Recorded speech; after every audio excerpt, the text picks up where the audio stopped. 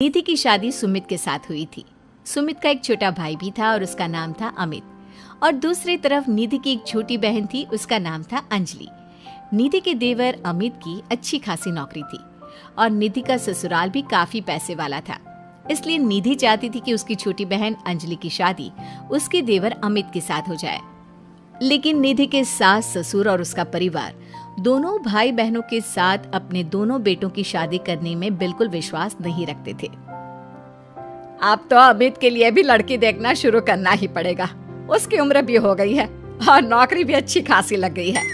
अरे मम्मी जी, लड़की देखने की क्या जरूरत है? मेरी छोटी बहन अंजलि है ना, अमित के लिए एकदम परफेक्ट मैच है वो। निधि, तुमसे कितनी बार कहा है, मम्मी तुम्हारी छोटी बहन अंजलि को इस घर की बहू नहीं बनाना चाहती। अरे पर आखिर क्यों? मेरी बहन में ऐसी भी क्या कमी है? सुंदर है, सारा काम करना जानती है, फिर आपको क्या परेशानी है? बात परेशानी की नहीं है बेटा, लेकिन मैंने शुरू से ही सोच रखा था एक ही घर की दो लड़कियां अपने बेटों के लिए नहीं लेकर आऊंगी। वो क्या है ना, दोनों बहनें देवरानी जेठानी बन जाएंगी तो बस प्रॉब्लम ही प्रॉब्लम आने वाली है। लेकिन निधि इस बात के लिए बिल्कुल तैयार नहीं थी। वो तो किसी भी कीमत पर अमित और अंजलि की शादी करवाना चाहती थी और इसीलिए उसने अपनी बहन अंजलि को अपने ससुराल में बुलाने का प्लान बनाया। कुछ दिनों के बाद सुमित, वो क्या है ना, मम्मी पापा कुछ दिनों के लिए मामा जी के घर पर चले गए हैं और अंजलि घर पर बिल्कुल अकेली है, तो मैंने सोचा उसे यहाँ बुला लेती हूँ। हाँ, क्यों नहीं भाई, तुम्हारी छोटी बहन है, तुम उसे बिल्कुल यहाँ बुला सकती हो। लेकिन सुनो, अमित और उसकी शादी के बारे में कोई बात मत छेड़ना। मम्मी इस बात के लिए कभी तैयार नहीं होगी। अगले दिन अंजलि निधि के ससुराल पहुंच जाती है और निधि के कमरे में। अरे दीदी, तुम्हारा देवर तो बहुत हैंडसम है, लेकिन मेरी तरफ नजर उठाकर भी नहीं देखता। अरे तू चिंता क्यों करती है, वो तेरी तरफ नजर उठाकर भी देखेगा और तू इस घर की बहू भी बनेगी। बस अब तू देखती जा। आप कहना क्या चाहती हैं दीदी? यही कि तू किसी न किसी तरह से बहाना करके कुछ दिन इस घर में रुक जा, बस फिर देख मैं क्या करती हूँ। अगर आपने मेरी शादी अमित के साथ करवा दी ना दीदी, तो जिंदगी भर आपकी सेवा करूंगी। मुझे तो वो आपकी शादी के बाद से ही बहुत पसंद है। अरे मेरी प्यारी बहना, तेरे दिल की खबर तो मुझे कब से लग गई थी। सब जानती हूँ मैं। बस अब चिंता मत करियो और जैसा मैं कहती हूँ वैसा करती जाओ। अगले दिन देख अंजलि, थोड़ी देर बाद मेरी सास बाथरूम से नहा कर निकलेगी, तो बाथरूम के दरवाजे पर थोड़ा सा पानी गिरा दे। ये क्या कह रही हो दीदी? आपकी सास गिर गई तो उसे चोट लग जाएगी और आपके लिए मुसीबत हो जाएगी। अरे पागल, जैसे ही वो गिरने लगे तो झट से जाकर उसे संभाल लेना। देख, मेरी सास के दिल में अब तुझे जगह बनानी है। इस घर की बहू बनना है या नहीं? हाँ दीदी, वो बात तो सही है। ठीक है, मैं चुपचाप जाकर बाथरूम के दरवाजे पर पानी गिरा कर आती हूँ। कुछ देर बाद सास जैसे ही गिरने लगती है, अंजलि वहां पर पहुंच जाती है। हे भगवान, अभी मैं गिर जाती तो मेरे हाथ पैर टूट जाते। अरे भगवान भला करे, तुमने मेरी जान बचा ली। मैंने कहा था ना मम्मी जी, मेरी बहन बहुत अच्छी है, सबकी मदद करती है। हाँ, बात तो तुम्हारी सही है अंजलि बेटा, भगवान तुम्हारा भला करे। आज तुम्हारी वजह से मैं तो मरते मरते बच गई। थैंक यू अंजलि, तुमने मम्मी को गिराने से बचा लिया। अरे वाह दीदी, आज तो तुम्हारी ट्रिक काम कर गई। बस अब जैसा मैं कहती हूँ वैसा ही करती जाओ। देखना कुछ ही दिनों में मम्मी जी खुद आगे चलकर अपने बेटे के लिए तुम्हारा रिश्ता मुझसे मांगेंगी। कुछ दिनों के बाद देख अंजलि, अब हमें अपना अगला प्लान कामयाब करना है। क्या प्लान है दीदी? आप तो बस बता दो, जैसा आप कहेंगी मैं वैसा ही करूँगी। देख, मेरी सास को ना अजवाइन से एलर्जी है। मैं आज सब्जी में जानबूझकर अजवाइन डाल दूंगी। लेकिन दीदी, उससे तो आपकी सास की तबीयत खराब हो जाएगी। अरे मेरी बात तो सुन, अजवाइन खाने के बाद अगर मेरी सास को थोड़ा सा 1 चम्मच शहद दे दिया जाए तो उनकी तबीयत ठीक हो जाती है। और ये नुस्खा मुझे पता है। ये बात मेरी सास को भी नहीं पता। जैसे ही वो अजवाइन वाली सब्जी खाएं, जल्दी से जाकर शहद ले आना। ये क्या बहू, तुमने सब्जी में अजवाइन क्यों डाल दिया? तुम जानती हो ना, मुझे इससे एलर्जी होती है। माफ कर दीजिए मम्मी जी, मुझे तो पता ही नहीं था। निधि जल्दी से जाकर मम्मी के लिए पानी लेकर आओ। अरे नहीं नहीं जीजू, आंटी जी की एलर्जी पानी से नहीं बल्कि शहद से दूर हो जाएगी। 1 मिनट रुकिए। अंजलि दौड़ कर जाती है और शहद लेकर आती है। लेकिन तुम्हें इसके बारे में कैसे पता? बस ऐसे ही। आंटी जी ये लीजिए, जल्दी से 1 चम्मच शहद खा लीजिए। अब देखिए थोड़ी देर में आप ठीक हो जाएंगी। तुमने तो एक बार फिर से मम्मी जी की जान बचा ली अंजलि, वरना मैंने तो आज बहुत बड़ी गलती कर दी थी। थैंक यू अंजलि बेटा, तुम तो वाकई में बहुत अच्छी लड़की हो, सबकी मदद भी करती हो और तुम्हें तो कितनी अच्छी नॉलेज है कि एलर्जी होने पर क्या खाना चाहिए। वाकई में तुम बहुत इंटेलिजेंट लड़की हो Anjali, thank you so much.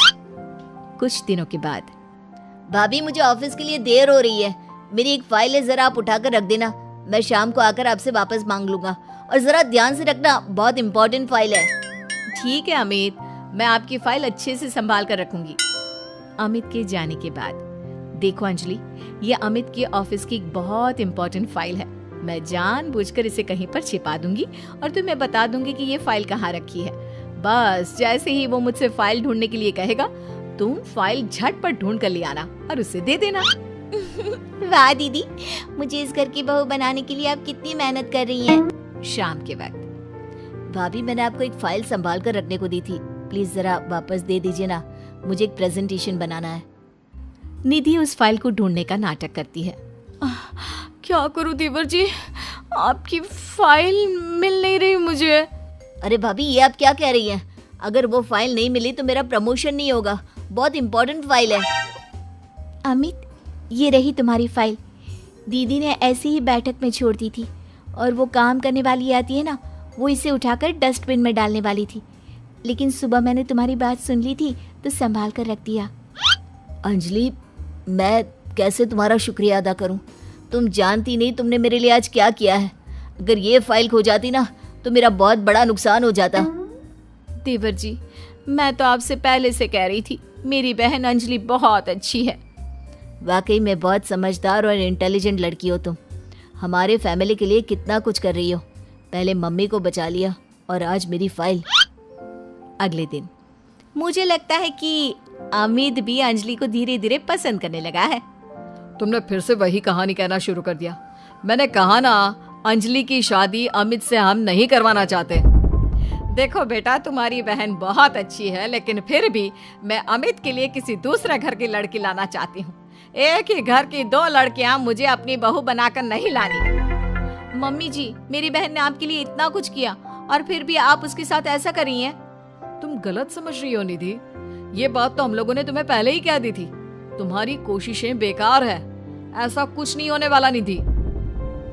देखा दीदी, तुम्हारे सब कुछ करने के बाद भी तुम्हारे ससुराल वाले मुझे इस घर की बहू बनाने के लिए तैयार नहीं है। लगता है अब एक आखिरी खेल खेलना पड़ेगा और देखना, उसके बाद सब ठीक हो जाएगा।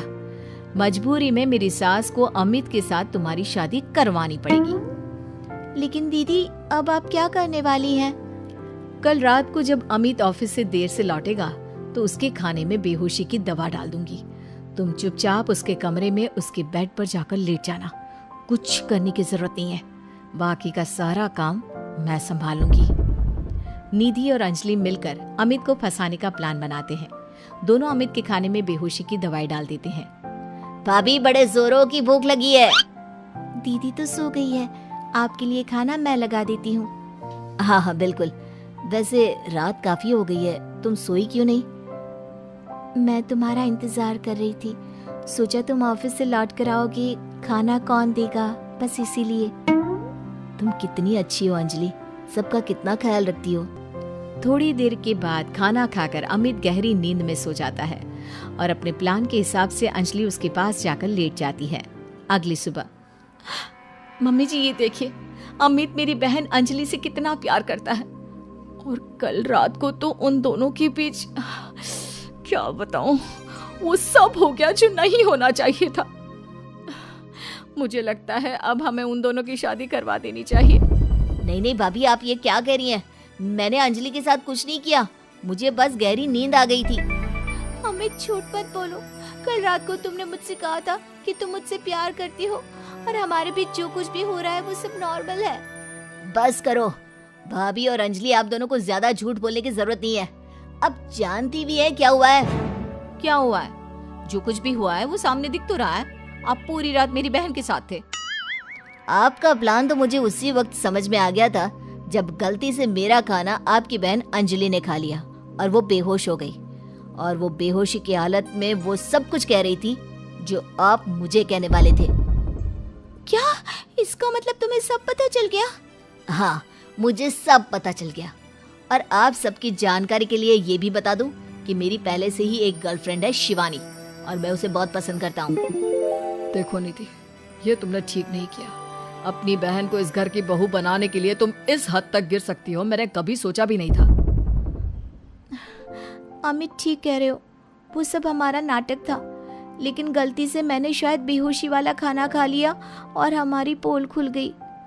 बहू, तुम्हारी बहन वाकई में बहुत अच्छी है और इससे कोई भी अच्छा लड़का मिल जाएगा, लेकिन मेरा अमित किसी और को पसंद करता है और इसीलिए मैं तुम्हें बार बार समझाने की कोशिश करती थी।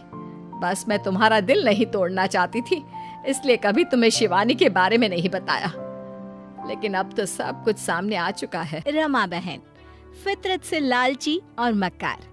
2 बेटे थे, लेकिन दोनों के बीच 2 आंखें थी रमा बहन की। कारण थी बड़े की कमाई और छोटे की बुरी किस्मत। माँ जी, खाना लगा दिया है, खाना खा लीजिए ना, क्योंकि फिर मुझे इनके लिए कपड़े लेने बाजार जाना है। कल ही ऑफिस के काम से अमेरिका जा रहे हैं, वहाँ पहनने के लिए सर्दी के कपड़े लेने होंगे ना। क्या कहा? राम अमेरिका जा रहा है? इतनी बड़ी बात उसने मुझे नहीं बताई, क्यों? अरे माँ, अभी अभी तो फोन आया है, मीटिंग में अभी उन्हीं का नाम आया, तो कल की टिकट भी हो गई, और उन्होंने कहा भी कि माँ को जरूर बता देना। अरे वाह भाभी, क्या किस्मत है भैया की, आज दिल्ली कल अमेरिका। अरे चुप कर मनहूस, कहीं टोक ना लगा देना मेरे बेटे को। जरा अपने पति को भी बोल कुछ काम धंधा करे, सारा दिन न जाने क्या क्या करता रहता है घर में बैठकर। अब अच्छा छोटी, तैयार हो जा, साथ चलेंगे बाजार। और हाँ, तो वो साड़ी भी ले लेना जिसकी चूड़ियां लेनी थी ना तुझे। छोटी, जिसका मूड सास की बात से दुखी था, अब जेठानी की बात से खुश हो जाता है। वो चहक उठती है। हाँ हाँ भाभी, मैं अभी ले आती हूँ। वो वहाँ से चली जाती है। अरे क्यों सर चढ़ा रखा है इसे? करते क्या है ये लोग घर के लिए? सिर्फ मुफ्त में बैठकर रोटियां तोड़ रहे हैं। माँ, आप छोटी को ऐसा मत कहे ना, उसकी क्या गलती है? झूठ बोलकर आपने उसकी शादी करवाई, वरना सुंदर और बड़े घर की बेटी थी, क्या उसकी शादी किसी अच्छे लड़के से ना हो जाती? अरे क्या झूठ बोला? बस यही ना कि लड़का कोई नशा नहीं करता और लाखों की नौकरी है। कोई बात नहीं, लड़का दिखने में तो सुंदर ही है ना, वही तो देखा इन लोगों ने भी। खैर, देवरानी और जेठानी दोनों बाजार जाती है, जहाँ देवरानी बार बार साड़ी के पल्लू से अपनी बाजू का दाग छुपाने की कोशिश करती है। अरे क्या छुपा रही हो छोटी, दिखाओ मुझे। नहीं नहीं दीदी, कुछ नहीं, वो दरवाजे से चोट लग गई थी ना, तो लाल पड़ गया है। नहीं नहीं, ये दाग दरवाजे का नहीं है। देवर जी ने फिर पिटाई की ना तेरी? देवरानी रोने लगती है। दीदी, क्या गलती थी मेरी, मैंने क्या गलत किया? कहा नशा मत करो तो मारने लगे, अरे कुछ पैसे मांगो तो मारने लगते हैं। दीदी, क्यों झूठ बोला आप लोगों ने मुझे? बड़ी बहू अब खुद को मुजरिम समझने लगती है। वो छोटी से क्या कहती? क्या छोटी मानती कि उसे तो ये सारी बात पता भी नहीं थी? शादी में बड़ी का दखल ना के बराबर रखा था सास ने। छोटी, तेरी उम्र कम है, ऊपर से कोई बच्चा भी नहीं। देवर जी के साथ 2 साल हो गए हैं तुझे, तू दूसरी शादी कर ले। छोटी रोने लगती है। नहीं दीदी, मैं प्यार करती हूँ उनसे, वो जैसे भी है मेरे पति है, मैं ठीक हूँ, बस ये ठीक हो जाए। बड़ी बहू छोटी का पूरा ख्याल रखती, लेकिन एक दिन तो हद हो जाती है। कर्जा मांगने वाला घर पर चला आता है। पुलकित का घर यही है? हाँ हाँ, छोटा बेटा है मेरा, बताओ क्या बात है? बुढ़िया, तेरे बेटे ने नशा करने के लिए 1 लाख लिए थे मुझसे, वो पैसे दे दे, वरना मैं पूरा घर तोड़ दूंगा। बहुत बड़ा गुंडा हूँ मैं यहाँ का। अरे ऐसा कैसे 1 लाख लेने आ गए हो? मेरा बेटा नशा करता ही नहीं है। तभी छोटा बेटा आ जाता है। वो कर्जा लेने आए लोगों को देखकर डर जाता है। अरे कल्लू भाई, मैं आपके पास ही आने वाला था। बेटा, तू इसे जानता है? तभी वहाँ छोटी भी आ जाती है। तू अंदर जा बहू, ये घर की बात है। माँ, उसे हक है सब जानने का कि उसका पति क्या क्या करता है। भाभी, आप ज्यादा बीच में मत पड़ो। 4 पैसे भैया क्या कमाते हैं, आप कुछ ज्यादा ही नाक घुसेड़ने लगी हो। ये मेरा कर्जा है, मैं निपटा दूंगा। अरे ये फैमिली ड्रामा मेरे जाने के बाद में करना। मेरे पैसे दो, फिर खेलना ये कहानी घर घर की। अब माँ, ये कंगन जो तूने पहने है ना, दे दे इसे। वैसे भी मेरे ससुराल वालों ने तो दिए थे तुझे। अरे नहीं नहीं, मैं कुछ नहीं दूंगी। क्यों दे दूं? अरे माना तेरे ससुराल वालों ने दिए, पर तुझे पालने में मैंने कम खर्च किया है क्या? अरे कितना खाता था तू। ना ना, मैं नहीं दूंगी। देख अब तुझे कितना मारता हूँ मैं, तब अपने आप तेरे घर वाले पैसा देंगे। गुंडा जैसे ही पुलकित को मारने के लिए हाथ उठाता है, छोटी बहू कहती है, नहीं नहीं, मत मारिए इन्हें प्लीज, ये ले लीजिए, इससे आपके पैसे पूरे हो जाएंगे। छोटी अपने गले से सोन की चेन उतार कर गुंडे को दे देती है। गुंडा चेन लेकर चला जाता है। हाँ, अब ज्यादा देवी बनने की कोशिश मत करना, और ये जो सोने की चूड़ियां पहनी है ना, उतार दे इसे भी। आज का इंतजाम भी तो करना होगा। नहीं नहीं, ये मेरी माँ की आखिरी निशानी है, मैं नहीं दूंगी इसे। दोनों के बीच लड़ाई होती है, जिसमें पति पत्नी को एक धक्का देता है। वो गिर जाती है और उसके सर पर चोट आ जाती है। अब ठीक है, बहुत जबान चल रही थी इसकी, अब शांत हो जाएगी। अरे माँ चली गई तो आखिरी निशानी रख कर क्या करेगी? कितनी लालची लड़की है, पति को कंगन भी नहीं दे सकती। अरे सारा श्रृंगार पति से ही तो है। माँ जी, आप माँ होकर नहीं उतार सकी ना अपने गहने, वो बीवी है। भाभी, आपको पहले भी शांत रहने को कहा था। आपकी तो शिकायत मैं भाई से करूंगा। और हाँ, ये छोटी को भी अपने साथ रखिए, मेरे कमरे में मत आने दीजिएगा, मैं इसे तलाक देने वाला हूँ। नहीं नहीं, प्लीज ऐसा मत बोलिए। अगले दिन बड़ी भाभी का भाई बहन से मिलने आता है। दीदी, जीजू अमेरिका गए हैं, आप चलो ना मेरे साथ घर, माँ ने भेजा है आपको लेने के लिए। छोटी की तरफ बड़ी देखती है और कहती है, छोटी तू भी चल, पैक कर ले अपना सामान। दोनों बहुएं तैयार होकर निकल रही होती है कि सास कहती है, अरे घर का काम कौन करेगा, दोनों चली जाएगी तो। अरे छोटी, तू कहाँ तैयार होकर निकल रही है, चल घर का काम कर। नौकरानी कहीं की, कोई काम तो है नहीं तेरे पास। छोटी सामान लेकर अंदर जाने के लिए मुड़ती है कि छोटी का पति एक औरत के साथ आ जाता है। माँ जाने दे इसे, वैसे भी मैं इस लिली से प्यार करता हूँ और शादी भी कर ली है। तलाक देना है तो दे, नहीं तो अदालत के चक्कर काटे। चलो लिली। ये देखकर छोटी के तो पैरों तले जमीन ही खिसक जाती है, वो रोने लगती है। तभी बड़ी बहू का भाई कहता है, तुम जानते नहीं हो भैया, बिना पहली बीवी को तलाक दिए दूसरी शादी करके तुमने कितनी बड़ी गलती की है, अब तो तुम्हें जेल हो जाएगी। नहीं नहीं, ठीक है ना, इसे लिली के साथ ही रहने दो भाई। छोटी जैसी लड़की वैसे भी देवर जी जैसे लड़की को डिजर्व नहीं करती है। मैं इसकी शादी अपने भाई से करवाऊंगी। भाभी ये क्या बोल रही हैं आप? मुझे रिश्ता मंजूर है दीदी। वैसे भी पति गलत होने का मतलब ये नहीं कि औरत अपनी जिंदगी घुट घुट कर गुजार दे। अरे वाह वाह वाह, क्या ड्रामा चल रहा है ये। हाँ माँ जी, किसी लड़की की झूठ बोलकर शादी करवाने में आपने मुझे भी जिम्मेदार बना दिया। छोटी जैसी भाभी पाकर मैं तो खुश हूँ। अब तो आप निपटिए ये लीली से।